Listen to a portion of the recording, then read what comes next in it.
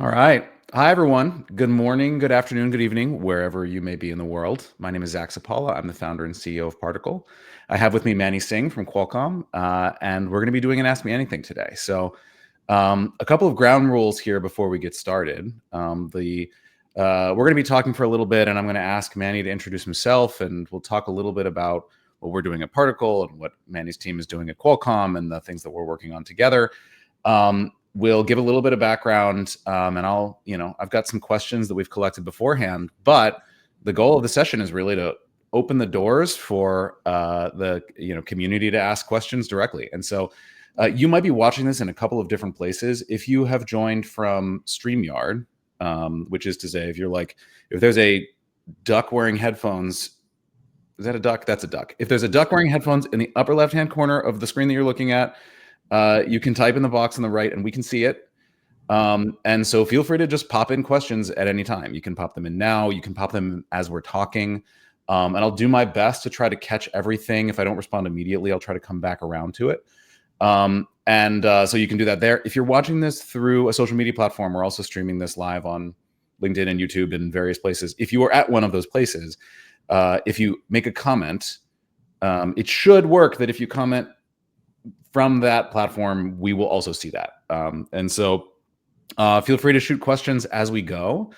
And we're going to jump in. So now a little bit of background. If you somehow managed to stumble into this and you don't know why you're here, Particle is a application infrastructure for intelligent devices company. We make the tech stack to make things smarter and make it easier to build smart products. We've been doing this for a long time with Wi-Fi and cellular and satellite and LoRaWAN connected microcontrollers. We launched our first application processor product, the Tachyon, this summer on Kickstarter as a pre-order campaign, and we'll be shipping it in the next couple months.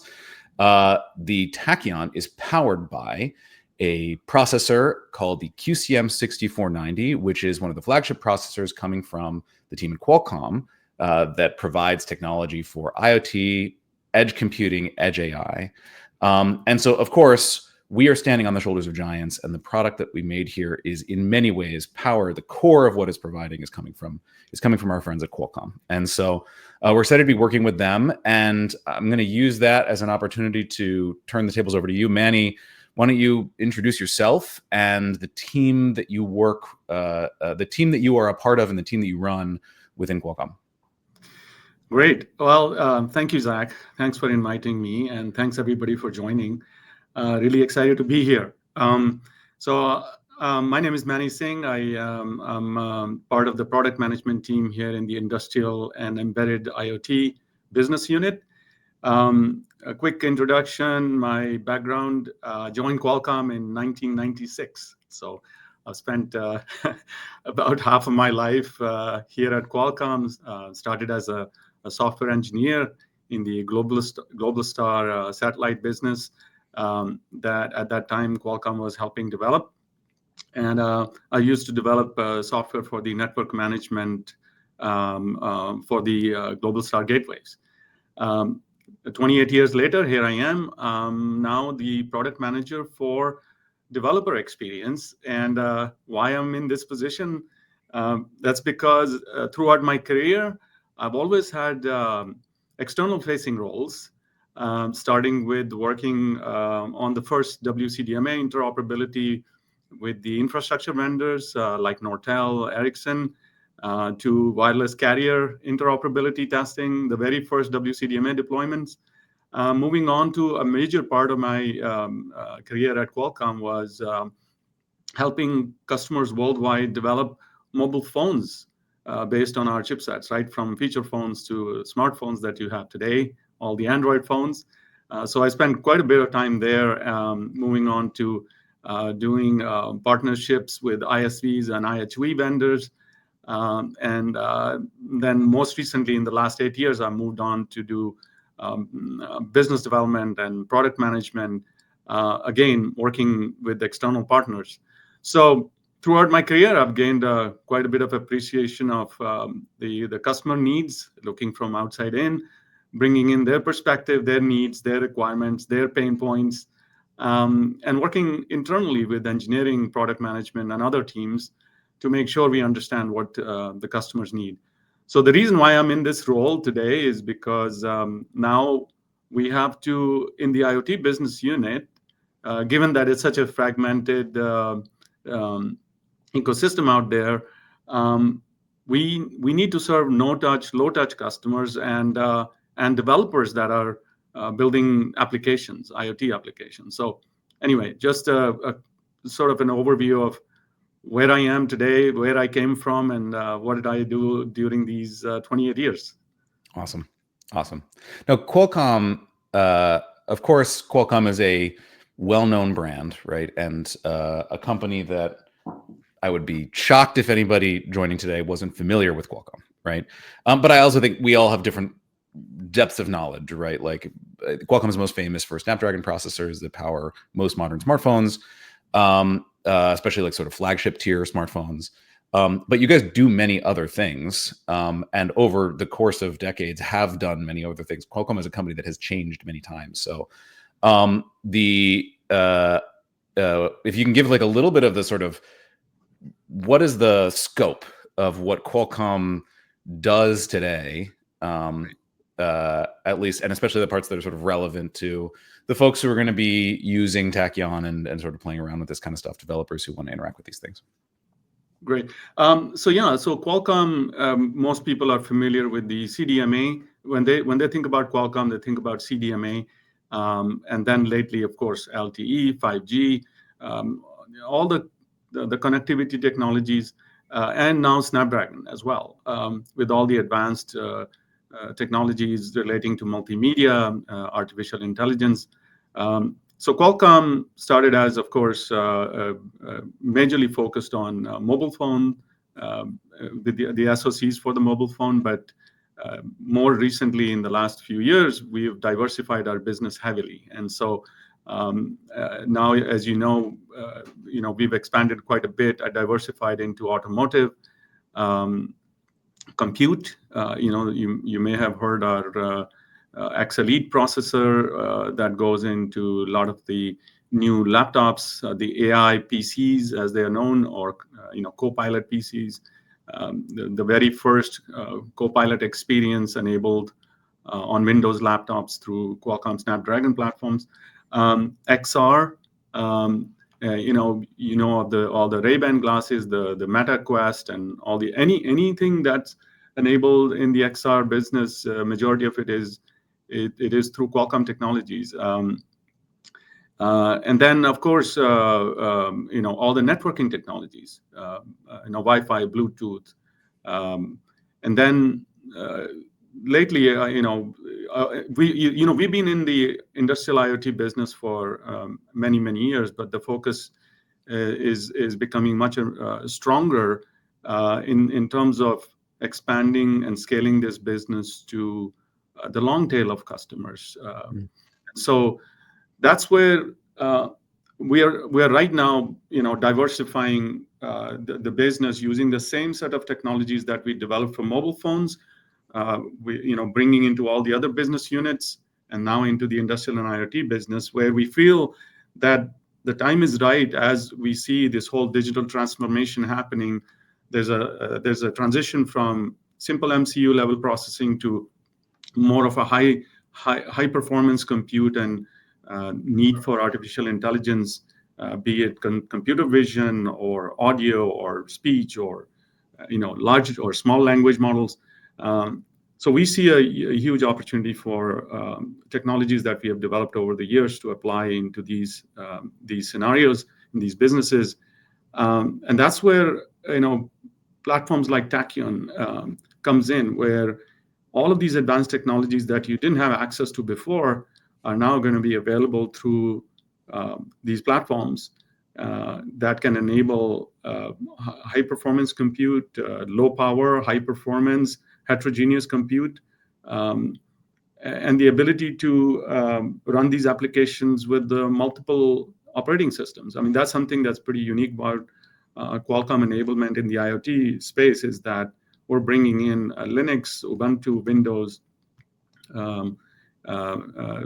all of these different flavors, and Android, of course, because of our mobile heritage, it comes naturally to us. So all of these are platforms that are being enabled. So really good to see Particle developing, bringing a platform to market that's developer friendly, accessible, affordable, has 5G connectivity, and all of the cloud orchestration needed for IoT use cases. So yeah, quite a bit of diversification of our business from where we were a few years ago into all of these different applications of our technologies. Yeah, absolutely. One of our investors has a sort of turn of phrase that I really like. He talks about IoT and industrial tech as being kind of the peace dividends of the smartphone war and the AI war. And so the reference he's making is to World War II and the basically like the economic growth that the U.S. had following World War II, because we had basically invented all this technology to fight the war, and then after the war was over, then you get the peacetime value of all that tech that you built. Right. And so now we're not talking about real wars here, right? But we're talking about, in the smartphone context, Qualcomm is fighting for market share with other silicon businesses, and basically trying to build the best chips to power these products. And, has done so for now many years, right? Like you guys have been in the flagship smartphone products sort of across the board. So it's fair to say like Snapdragon is king when it comes to smartphones. And when we think about how we talk about Tachyon, right, we're basically saying like, yeah, we're taking smartphone tech and repackaging it in a way that makes it possible for people who aren't building smartphones to use that tech. And I think that's a good concept because it lets people understand like the specs. And we have a lot of questions that are coming in, by the way, on the specs, and we will do our best to come back to them. Although I will admit that you probably have the wrong folks here to talk about some of the detailed stuff, but we'll do our best. So we'll come back to some of these questions. But a lot of them are about like the specs, right? And really the specs of Tachyon are derived from smartphone specs, right? Very, very literally. And I think I would love to hear a little bit about like the process by which something like the QCM6490 comes to exist, right? Because you guys are building tech directly for smartphones. You're building it directly for, in some cases, my understanding is in auto, you're sort of reusing tech that was already built for smartphones, but also in other cases, you're building tech specifically for that use case. I'm sure in IoT, it's the same thing, right? Some things are like you're borrowing something that was built previously for smartphones. Sometimes it's something built for automotive. Sometimes it's going to be brand new just for the IoT market. When you guys are building your roadmap and thinking about like what these products should be, what people need, how does something like QCM6490 come to be? Like, what does that look like? Right. So as I mentioned, right, it's a one technology roadmap across Qualcomm. All of the underlying technologies are pretty much leveraged heavily from one business unit to another. So we have a lot of IP that we have built over the years, right? Advanced cameras, advanced graphics, and the AI engine. So all of these are available for us to see how do we apply these to a specific type of use case or different business unit, depending on the need. And then we have to obviously make some changes. For example, in case of IoT, there is a need for additional IOs that are not needed in the mobile space. Right. You need PCIe's, you need Ethernet, extra USBs.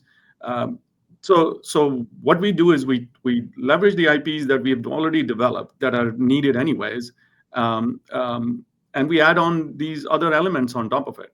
PCIe is another example, right? I mean, in a lot of the industrial use cases, people are familiar with the current architecture that they use with other chipset providers, and they provide a lot of PCIe's. Now, one could argue that those PCIe's may not be needed in some cases, because a lot of the technologies that are used externally using PCIe, like AI or graphics, are already integrated in Qualcomm chipsets. So one of the big benefit of Qualcomm chipset is that a lot of the stuff that you need is already integrated inside the chip. Right. So, but just to make the transition smooth, we are providing all those interfaces that are needed for this particular business unit. 6490, it has, again, mobile lineage, but has some elements that we've added, like I said, IOs.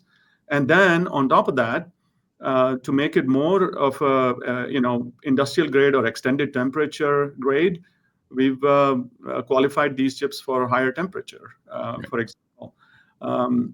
And so those are the elements. And then, of course, the additional OSs that come on top, right? In mobile, you have Android. Then we've added Windows on top of this, Ubuntu and Linux.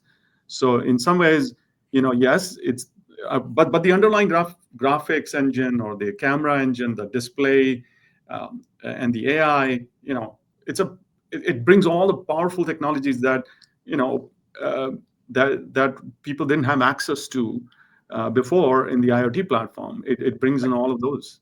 Right. So I think we think about what gets carried along, right? Mm-hmm. Some of the things that I think Qualcomm is uniquely good at that are why Snapdragon processors are where they are, right? You're very good at having a very powerful system in a very small footprint with a very low power, low thermals, right? Because these are the things that need to be true if you're putting a smartphone in your pocket. And so all that stuff just like comes for free, basically, right? So I know one of the questions we get a lot with Tachyon is like, what are we doing for like thermal management? Mm-hmm. And it's like my favorite question to answer, because the answer is it is the chip is very low, does not really get very hot. And when it does, it manages itself extremely well because it was made for a smartphone, right? Like, I'm sure that's something that a lot of time and energy went into at Qualcomm to make that true. And so we get to like, absolutely, especially for folks who are like often familiar with, I have to put a heat sink on the thing to get any processing power. Is you probably don't, right? You might want to, but you probably don't need to because it's built for a smartphone. Smartphones don't have fans, right? So we get all that good tech. We get cellular, right? And so Tachyon is, I believe it's the first cellular single board computer sort of its category. It's definitely the first 5G single board computer. And so we're reusing the tech that was built for smartphones, of course, very explicitly in that context. And I think that we'll come back to the software because the fact that it goes from just Android to like Android and Ubuntu and other flavors of Linux and Qualcomm Linux and Windows and like that both creates value but also complicates things, right? So we'll definitely want to come back to that. So some of the questions folks are asking about, I'm gonna Manny, I'm not sure if you can see the thing, so I'm gonna repeat some of them. Some of these are like past me. By the way, we have Mohit from our team. If you're looking at the chat, Mohit is answering some of these questions, and he's from Particle. And so thank you, Mohit, for answering some of these questions as they're coming in. But like there are questions on, for instance, like the video processing, H.264 hardware encoder. Does it support like AV1 hardware codecs? I don't know if you know any, Manny, I don't know if you're familiar with those off the top of your head. So H.264 should be supported already. AV1, I will have to check. This is so I just want to mention that if you have very specific technical question that you need answer for, we have a community forum. So if you go to Qualcomm.com and you search for QCS6490, there's a button that says forum. You could just click on it and ask a question. I will do my best to give you the answers. But if not, you can just post that question. You don't have to be a customer. That's a big change for Qualcomm. Is that previously if you were to talk to Qualcomm, you had to have a customer account. We've opened a community forum that allows you to now ask questions, any number of questions. So yeah, you can just go in there and ask questions. But H.264, 265 also, I believe, is supported. So just to answer that question, AV1 is something that I can check, but other than that, you can check through the forum as well. Cool, awesome. Yeah, and that goes for if you're looking for places to follow up with these, the Qualcomm forums where ask the question about the QCM6490, because in some ways, like when we're talking about the processor, that sort of we can use that interchangeably with Tachyon, although Tachyon does have some other things on it. So some of the questions are specific to Particle. You can also always go to the Tachyon Kickstarter page. Up until we ship, we're going to keep managing the sort of comment board there. That's a good place. And then our forums will end up being the long-term place to discuss things once the product ships. But some of the questions are also on I/O, and that's an important, Manny, to your point, that's an important difference, right? Which is that we have a variety of I/O capabilities. So with Tachyon, we're exposing those through a 40-pin connector, so it's compatible with the same sort of GPIO output that would be present on a Raspberry Pi. It also has PCIe. And display and camera connectors. So we're sort of borrowing the form factor and some of the ports from Raspberry Pi systems, so people can use those hats and that kind of accessory universe. And we're also leveraging the work that you guys are doing under the hood to expose that in Ubuntu and in Linux and things like that. And then we're going to be building some sort of shim like API layers to make sure. Our goal is to make it so that if you build something that sort of was intended for a Raspberry Pi, that it can just port over. That will be a journey, and there will be some because these things are not perfect. All the systems are not the same. There will be some gotchas that we'll work through with folks as we ship it, but that's the goal. I'd love to hear, Manny, your perspective on, you guys are trying to make this stuff work well in many contexts, and within a smartphones are very complex systems, but you do have the benefit of Android as being this sort of like one software stack to abstract things in the context of a smartphone. Now that's one of many systems. How are you guys thinking about making all this stuff work in all of these different software environments? We're using Ubuntu, but like that's one of a list of things that you guys are supporting. Yeah. So as I mentioned, right, we have multi-OS support, and one of the efforts that we have taken, focused on very heavily is providing what we call a Yocto, Yocto project-based Linux that people can then use to customize their distro. And a lot of the focus has been on upstreaming as much software as possible.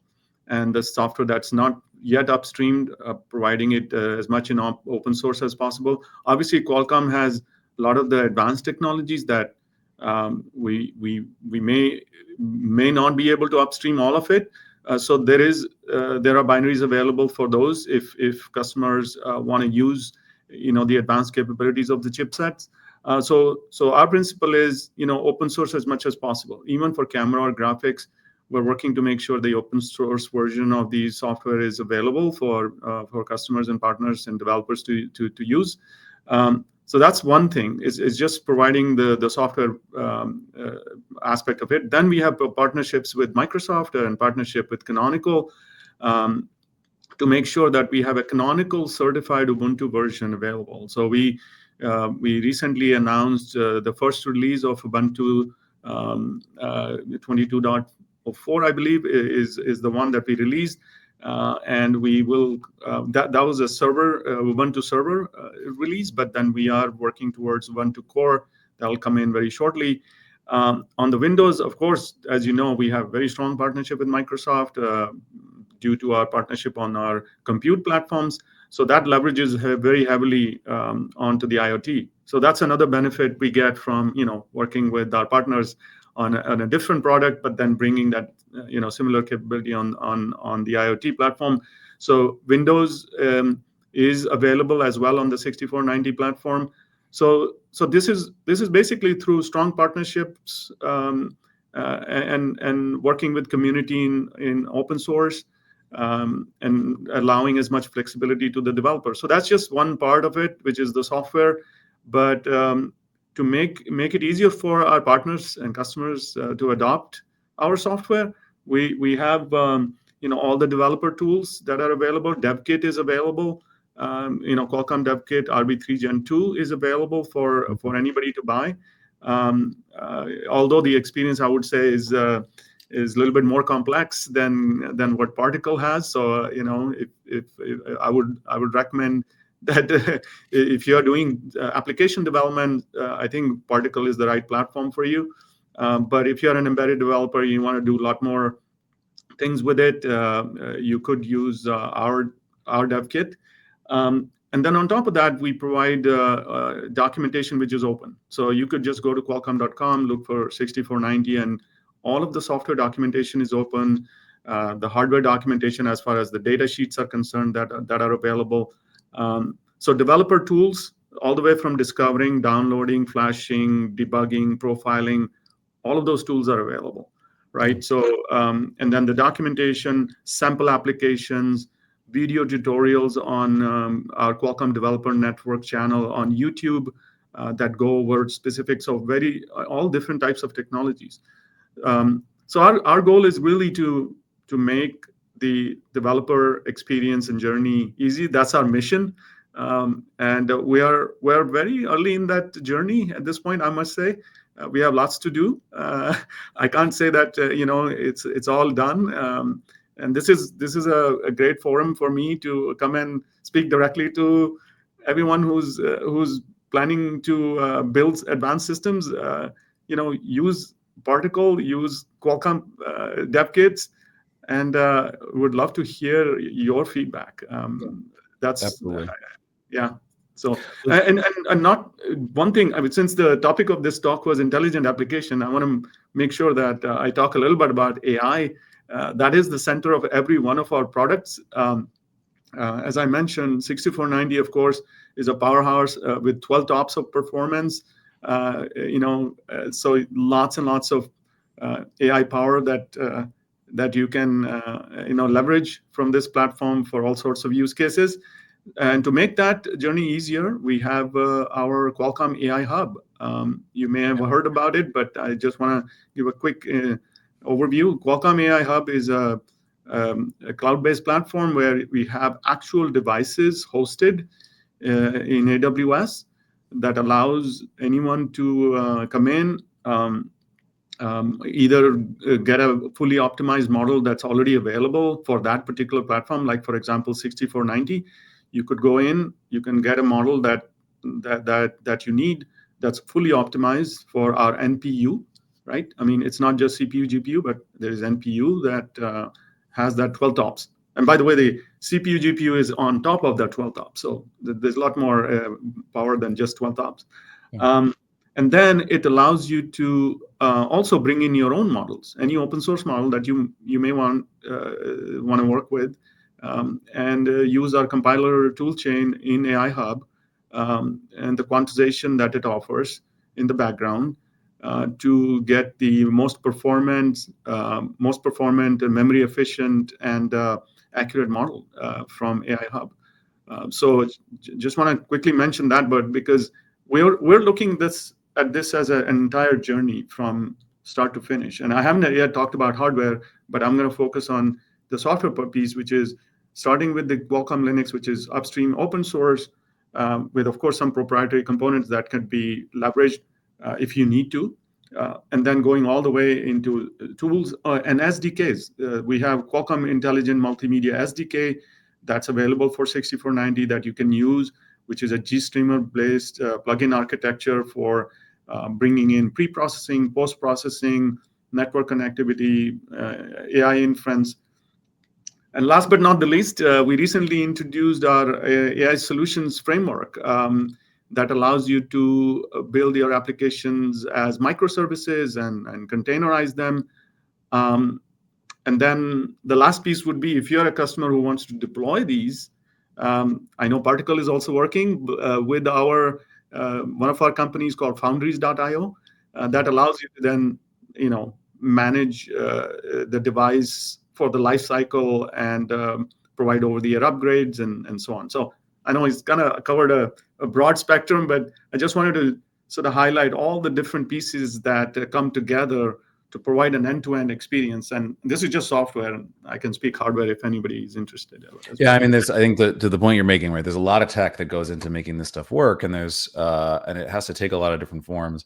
And there's also a bunch of things in there about, well, Tachyon is not shipped yet. So if folks are, have pre-ordered a Tachyon and are chomping at the bit, or they're hoping to use the system and need to understand, like, does the hardware meet the requirements, or is it going to be able to run this model? For instance, a lot of the tools you mentioned are great ways to get started now. So for instance, Qualcomm has the RB3 Gen 2, which is a development kit for roughly the same chipset. It's the QCS6490 instead of the QCM6490. The difference is basically the QCS does not have the cellular connection and the QCM does. But other than that, the chipset is the same, the form factor is different, and it has different, not everything will be the same, but that's a great device to get started on if folks want to just understand, like, will this SoC support what I'm trying to do? That's a great place to do that. And Qualcomm AI Hub, to your point, we're going to be supporting Qualcomm AI Hub models out of the box with Tachyon. And so if you go to Qualcomm AI Hub now, you can create a free account and you can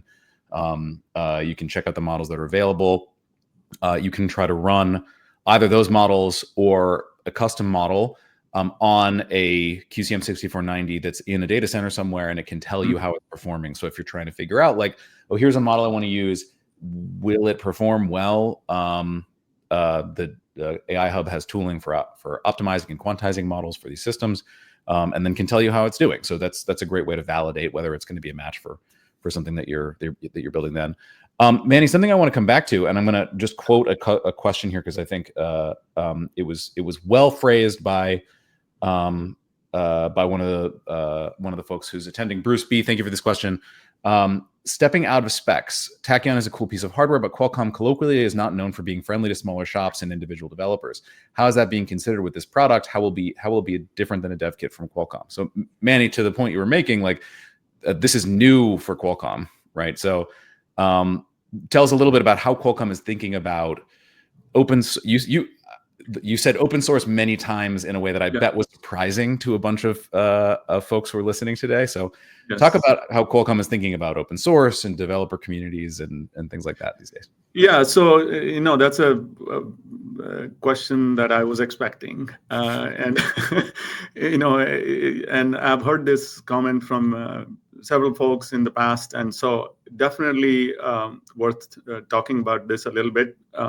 Qualcomm, when we think about industrial and embedded IoT business, we know that this is a totally different business than what we are used to when it comes to mobile or automotive, because there you have direct customers, you can work with them on one-on-one. They can handle all of the proprietary stuff. In fact, they love the proprietary stuff because they want differentiation and they want to do all sorts of things that. But in the IoT business, we know that there's a long tail of customers and developers who need the ability to do things on their own, and that's our focus to make sure we enable that, and that's the effort where we're upstreaming a lot of the software, and you can see that we are very, very active with the community, and you can see Qualcomm is one of the most active member of the community. We're part of the Yocto, we are a platinum member with Yocto, and we work very closely with them. So our goal is to make it easy for you to take the software and do what you need. That's on the Linux side of things. And then on top of that, like I mentioned, we have all the developer tools that are available for anybody to use. You can download them, you can use them. And we are trying to now also work on a simple IDE that takes all of the complexity out. I have to admit that the current experience that you may face, although we have very, very good documentation, I believe, that part I've heard good comments about it, but the documentation is a lot of documentation. So as long as you follow the documentation, there are procedures you can follow to easily use our product. But we are trying to take the complexity out of it as much as we can by providing an IDE. And of course, once Particle is available, their IDE is even more abstracted than what we have. So that is one experience. Now, I do admit that there are other challenges, like as there is so much tech that goes into it, and we talked about AI Hub, we talked about QIM SDK, we talked about solutions framework. Today, a lot of this has to be stitched together by the developers. Again, if you follow the documentation, you can do that, but it's not that straightforward. So we're trying to make sure that we take that complexity out as well. So more feedback we get from you, the more we can make this experience even better. But rest assured, Qualcomm is fully committed to making your developer journey easier. In other words, we would like to see that you can get our dev kit, you can download our software and develop an application within just less than an hour. And you should be able to bring the models that are already optimized, change the application in a very short period of time. So I have to concede, yes, in the past we've not delivered on that experience, but we're working towards making sure that it changes in a very short period of time, and hopefully you'll notice that. Yeah, absolutely.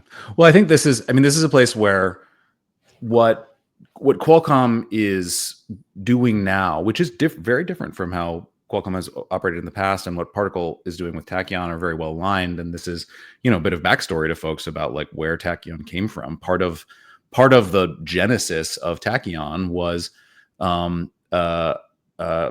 conversations with Qualcomm and becoming aware that this was something that Qualcomm was going to be doing differently. So Qualcomm is now providing upstream Linux support, which I know that was announced maybe middle of the year. I believe that's is it the first time that Qualcomm's done that, or at least the first time in a while? Well, we've always done upstreaming, but not to the extent that the community was expecting us to. They wanted to have a lot of the drivers, a lot of the tech upstream. So absolutely, we are aligned on that, and we're doing more of it. Right. But it's not like we never did. But I'm just outlining that right now our focus is to upstream as much as possible. Right, and that's a big shift and a very positive one, and it's one that we're excited about because we can then use all of those things to be able to deliver the Tachyon product. Right, I think if you guys weren't doing that, it would be much more challenging for us to do what we're doing. Right, and worth noting, Manny, your role is like you're doing both developer experience and partners, and you talked about the fact that the sort of partner ecosystem. On the software side, we're talking about Canonical with Ubuntu, and Microsoft with Windows, and Linaro and the sort of broader Linux ecosystem, and then of course you look at the model side and you've got all these sort of runtimes and things, right? There's been mention of like TensorFlow Lite, and Onyx and things like that. There's everything is ecosystem, right? This is like playing well with others, which is why your role is both of those things, right? That's right. I mean, I actually started in the business development role first, with the partner ecosystem. I wanted to understand, who are the partners who can scale our business to, a long tail of, customers that build products and eventual products, right? And so scaling partners, they build system on modules, they build computer on modules. And so that's where I started. And that's where we realized, right? I mean, the customer like yourself who's sitting behind another, maybe a system on module provider, they don't have direct contact with Qualcomm, but they want to be able to build what they want to build, and that experience needs to be seamless. Right. And so they expect the documentation to be available openly. They expect the software to be upstream, and if they're into the business of going beyond just building a BSP and building applications, they expect all of the other things like SDKs and frameworks and other things to be available. So that's where we started to get deeper and deeper into, okay, how do we make that easier, right? And so yeah, that's our goal and that's our mission, and we're on that journey. So one of the questions we got, Scott Lemon asks, I'm confused. Are we only getting the hardware from Particle and everything else from Qualcomm, or is Particle going to be providing the developer tools, or like what? And I think it's a good question.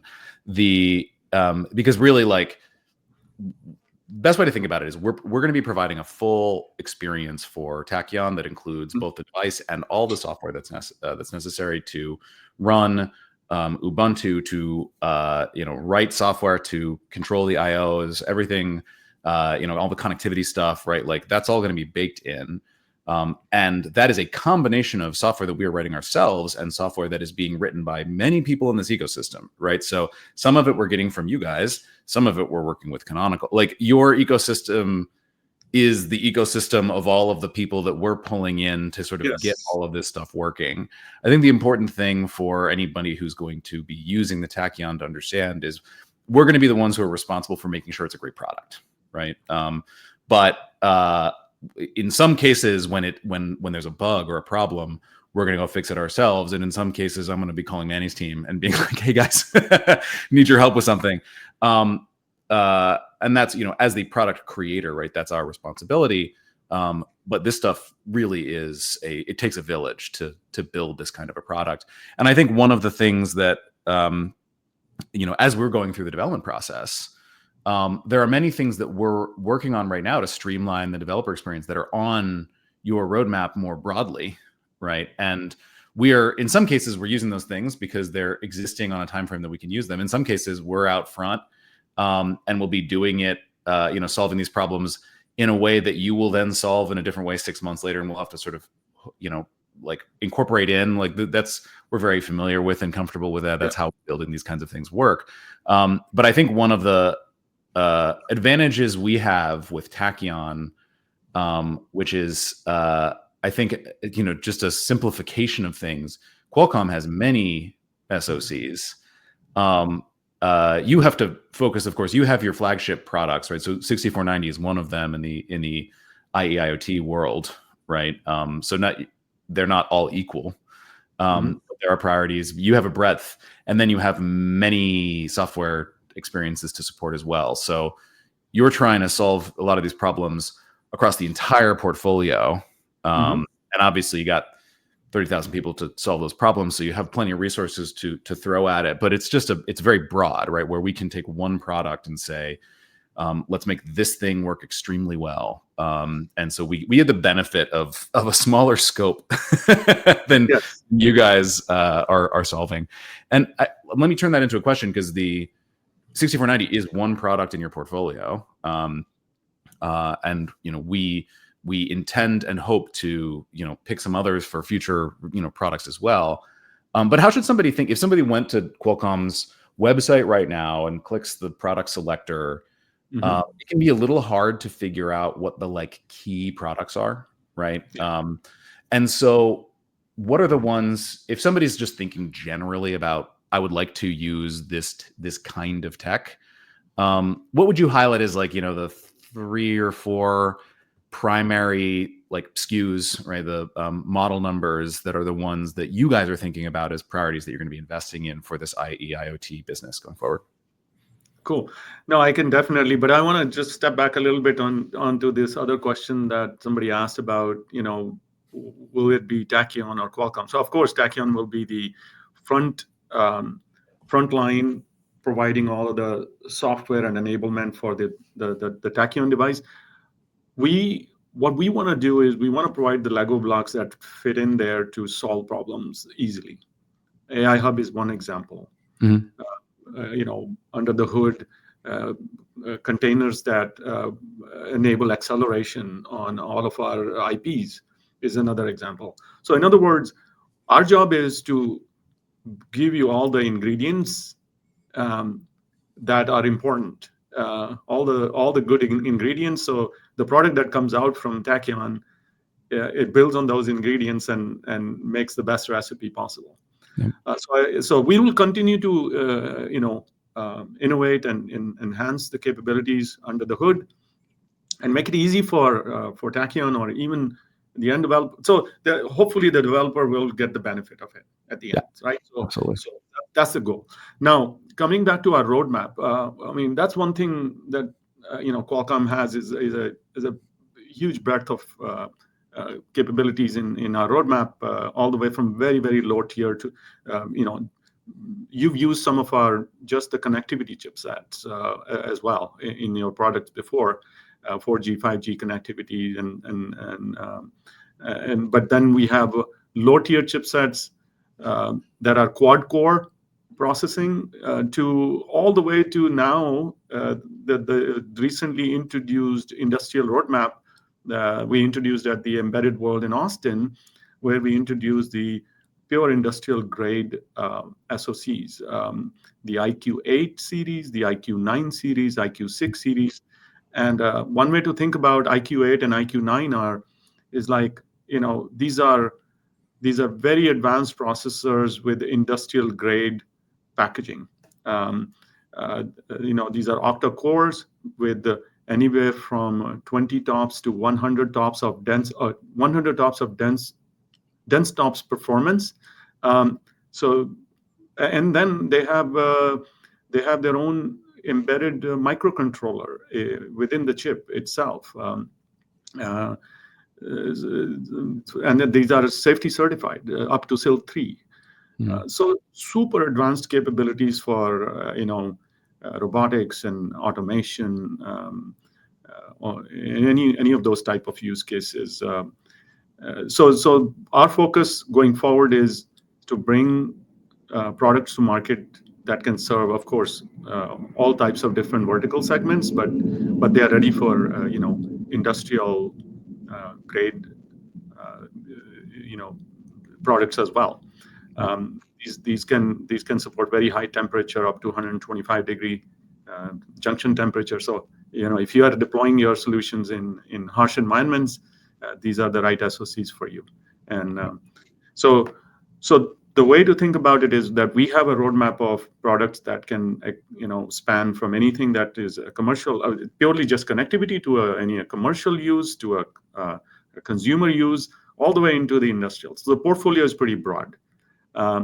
So we have lots and lots of products, but focus is really on these latest set of chipsets that we are bringing to market. Yep. So yeah, 6490 is of course the product we introduced last year, and it's been very successful. But there are new products coming in next year, and more capabilities on top of it, with all the different OSs, as I mentioned. Yeah, absolutely. And then one thing I didn't mention was you've heard about our X Elite, which is powering all the latest greatest laptops, right, with all of the AI performance. So yeah, I mean, as you can see, right, Qualcomm has one technology roadmap that leverages from one BU to another. So we will continue to bring in advanced products to the market to solve all sorts of problems, from very, very low tier to super high tier. Good question. I want to repeat here. Peter Fenn asks, can you please highlight some of the major benefits of developing a product based on Ubuntu OS rather than the Yocto-based QC Linux? And I think worth maybe even starting from like a broader, a broader universe, right? Because there's Android, Windows, Ubuntu, and like Yocto, Qualcomm Linux, which is based on Yocto, right? Now there are of course many other options as well, right? Like Linux comes in a gazillion flavors. But if you're advising, I'll follow with like how we're thinking about what systems we're supporting and things like that. But how would you advise somebody if they're looking at this set of OSs, right? And somebody came to you and said, I'm trying to build a widget, right? And I'm not sure which of these paths I should be following. Like, how would you think about the relative advantages or disadvantages of each of these software paths? Yeah, so Yocto, when I first started interacting with a lot of our scaling partners, the key ask was, hey, we need Yocto. Why? Because it's customizable, right? It's highly customizable, but that comes with the complexity. And that means you have to have very good Linux expert in your teams to be able to customize it and build your own distro for your product. But that's the really the one of the reason why people ask for Yocto. Ubuntu is it's all. But as I mentioned in the complexity side of things on Yocto, one of the things that makes it even harder once you deploy a product is then you have to maintain that product, let's say for 10 years, because of, for example, European Cyber Resilience Act. They mandate that you keep this product updated for next 10 years. That means you're going to have to figure out a way how to keep it updated. Again, it requires a lot of in-house expertise. If you have that, that's great. And that's where Ubuntu comes in, because that's all, first of all, certified by Canonical, and Canonical then takes the responsibility for keeping that updated for whatever 10 years, as long as you have to have a license with Canonical, of course. And then, of course, Canonical also comes with a lot of the community support, right? I mean, there's a lot of community packages that are available. People can just download and install and work with that system. So again, flexibility, long-term support, but it comes at a cost. So those are two options on the Linux that we are heavily supporting. Android, I think that's more prevalent in some areas, like industrial handhelds, retail. I mean, that's where we see that there is a lot of ask for Android, and now Windows as well. I mean, in some cases, of course, Windows in a lot of the industrial systems out there, Windows and Linux are about 50-50, I would say. Right.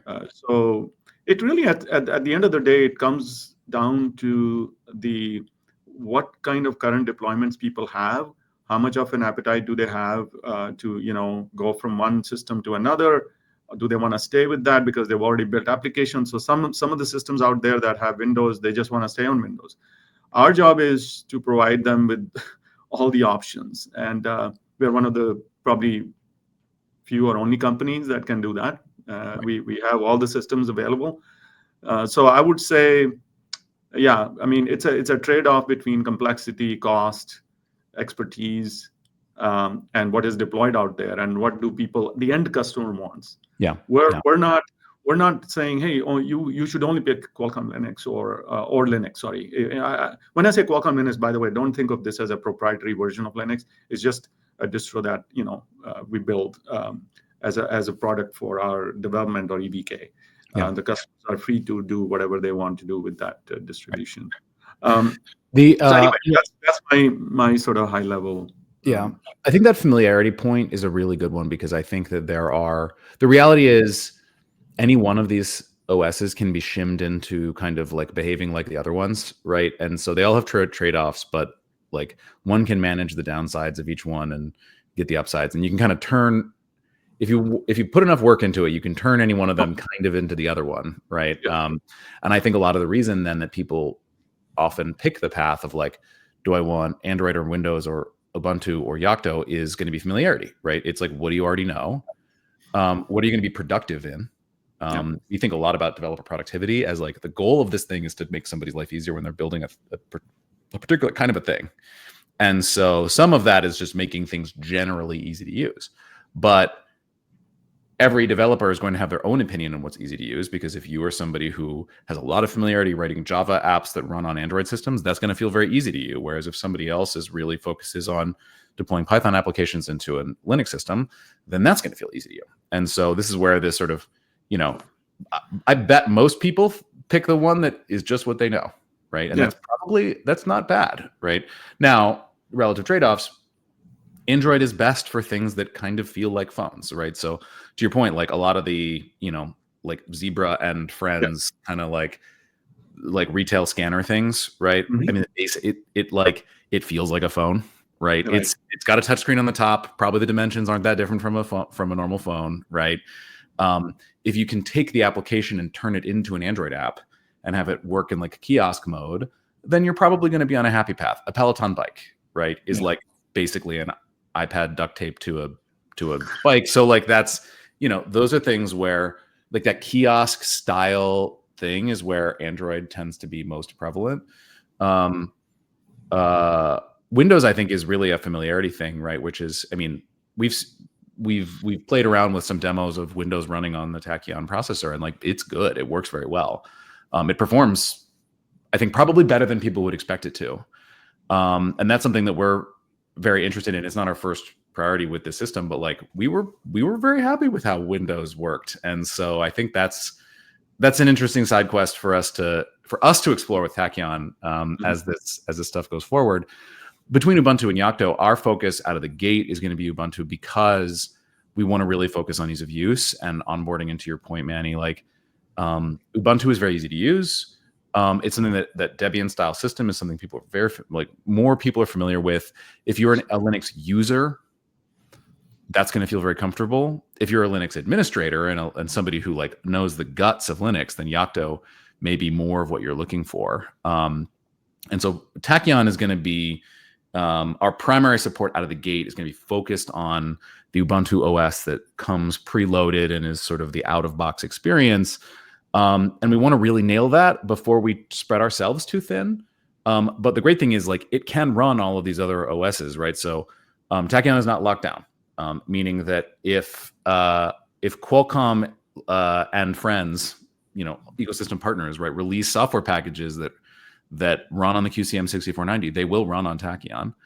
And we are delighted to see people sort of exploring that stuff before we get there. And our goal is just going to be to try to make sure that we can make as much of this stuff work seamlessly as possible within the context of this product, as we discover what people's needs are, right, and what the sort of relative priorities are. While also, I think, recognizing, some of the advantages of a Yocto-based system, for instance, are like you have more control over like security and things of that nature. We want to do our best to deliver those capabilities into the Ubuntu experience so that the trade-offs are some of the trade-offs are addressed, right? And that's always the design challenge with any of these things: is how do you make it easy to use, right, but also do every possible thing. And also be extremely secure and open, right? Like, for open, easy, powerful, secure. Right on. Yeah. It's hard. We can do all of them, and I think this is where we're coming up at the end of time, and I actually want to use that as a thank you, Manny, to you and your team and the very folks that we've worked with at Qualcomm, because you guys are obviously doing a lot of the heavy lifting under the hood that makes it possible for us to build a product like this. And I've been very excited about the direction you all have been taking in terms of opening things up and developer accessibility, and working with people like us, right, as well, because sometimes the answer is that the developer using the thing can go directly to Qualcomm to get a question answered, and sometimes they come to us and we come to you guys and we're getting the questions answered as well. So it's been great to get to sort of see the new Qualcomm as you all have been developing this focus. Excellent. Let me do a quick scan. We've got a couple minutes left, and I'm going to quickly scroll through the questions. There were many that we didn't get to. And so what I do want to ask is, if you had a question that I didn't get to, please, and you want it answered, just pop over to the Kickstarter campaign. That's probably the easiest way for, like, at least me to make sure that we answer it. So I think for Manny, like, if you have a question for Manny and Qualcomm, pop over to the Qualcomm forums. Mm-hmm. If you registered, we'll also send some links, I should say. So Manny, let's remember, we'll send a link to your forums. Sure. We'll send a link to the Kickstarter campaign comment page, and that way you can direct unanswered questions towards one of us, and we will make sure to follow up accordingly. I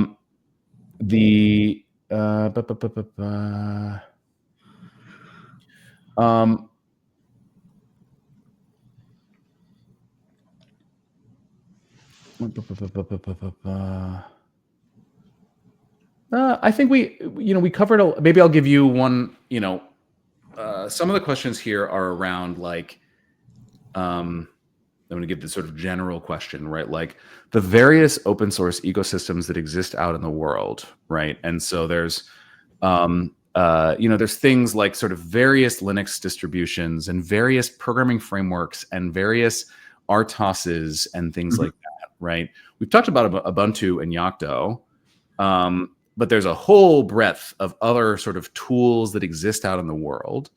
Mm-hmm. What are other tools and ecosystems that Qualcomm is either starting to invest in or thinking about investing in? And maybe we'll make a shout out to the developers.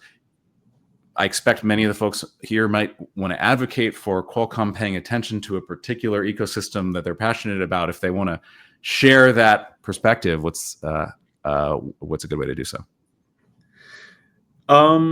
Okay, so you mentioned RTOS. One of the things that we are starting to do, at least in our the IQ8, IQ9 series of products that have the embedded MCUs, we are going to support Zephyr as an open OS.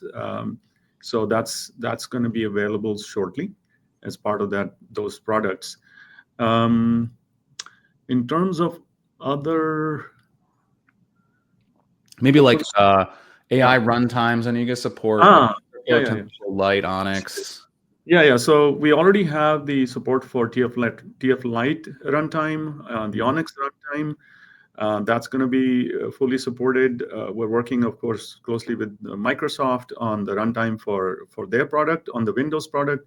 Up until now, they had DirectML, so that is supported. So yeah, I'd love to hear if there are things that the community feels that need to be supported. In order to make things simpler, easier, we're all ears. Please bring your feedback to us. So yeah, sure. Awesome. Cool. Well, great. Nadeem in the forums, or sorry, in the chat bar, just posted the link to the Qualcomm forums. And I think Lindsay behind the scenes pressed some magical button to push it up on the screen. So there we go. I didn't know we could do that, but there is the link in big. So if you're interested in chatting with the folks at Qualcomm,